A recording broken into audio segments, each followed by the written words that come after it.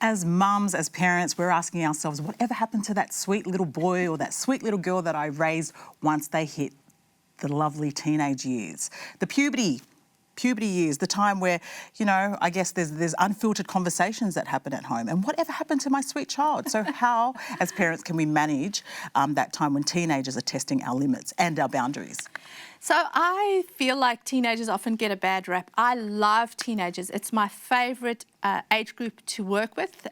When I was a teacher, it was some of my favourite times was teaching high school.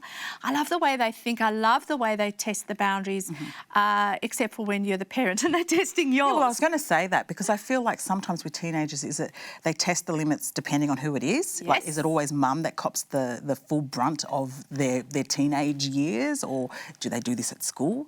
Because I would hate to think that my child is acting up at school. I did not bring them up that way.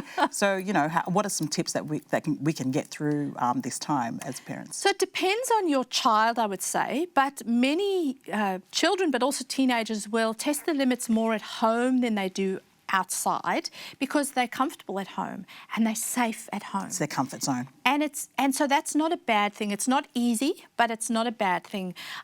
We're not talking about rebellious teens today, so I'm talking about your general testing limits. It's a very normal stage of development. We should actually, in some ways, celebrate it. It's hard to celebrate when there's backchat happening, but it's celebrating because nobody wants a 30-year-old man still sitting on your couch playing Xbox and never having separated from you. Yeah. We want our children to develop independence. And disagreeing with you and testing limits is them figuring out which values they take on, which they push against, what are becoming their own, making their own choices. It's part of brain development, just like your child learning to walk. Right. So if we can keep that in perspective.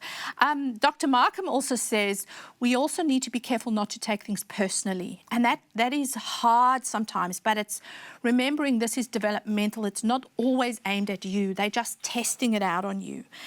For me, the biggest... Why? Who are you? Who is this person? But it's wonderful. It's wonderful that they're growing. It can be difficult. And for me, the best thing is to work on connection. For me, that's the biggest tip I give parents. Work like crazy at connecting in positive ways with your teen. Find things that you can agree on. Find areas that are similar, that you can enjoy and bond in, and connect like crazy in those times. Right.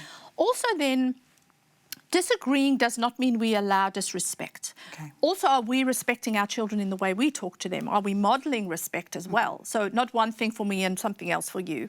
But at the end of the day, I'm the parent. Yes, I agree, but parents can still respect their children. Right. We can still put boundaries in respectful, kind ways. And even the words we say. Absolutely. Choose, yeah. The words we say, are we listening? Some of our children just want to know that they have a listening ear. So listening to your teens, that helps them open up. Okay. So there's lots of ways to keep connecting. Keep connecting. Thank you so much, Collett, for those awesome tips. Keep it locked right here and Mums at the Table for more tips from Collett and so much more.